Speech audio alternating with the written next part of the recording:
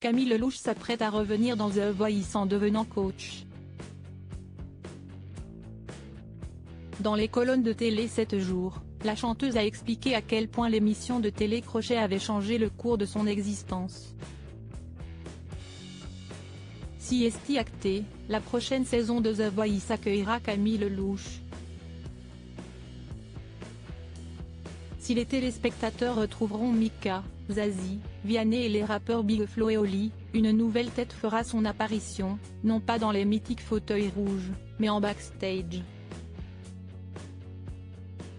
En effet, la chanteuse et humoriste Camille Lelouch, qui avait participé à la 4e saison de l'émission musicale de la première chaîne, viendra repêcher des talents, une fois que les lumières seront éteintes. Au total, 6 candidats pourront être repêchés et le vainqueur de cette compétition parallèle sur MyTF1 sera qualifié pour les demi-finales. Dans les colonnes de Télé 7 jours, le 17 novembre, celle qui a donné naissance à son premier enfant, en octobre 2022, a expliqué qu'elle prenait sa mission de coach de l'ombre très au sérieux. J'ai la même mission que les coachs, mais en parallèle et dans une autre pièce. Je suis très contente de commencer par là, a-t-elle expliqué à nos confrères. Camille Lelouch doit tout à The Voice dans les colonnes de Télé 7 jours.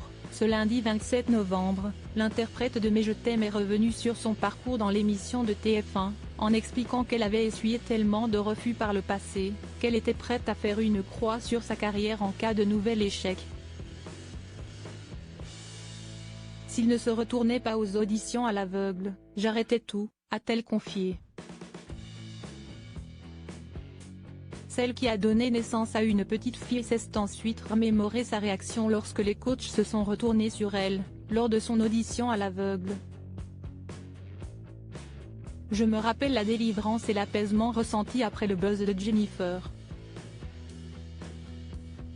Je traversais une période compliquée de mon existence. Je souffrais beaucoup et je n'étais pas heureuse, a-t-elle ajouté, avant de conclure que l'émission a illuminé sa vie. Coacher des talents dans The Voice est un rêve qui devient réalité pour l'artiste.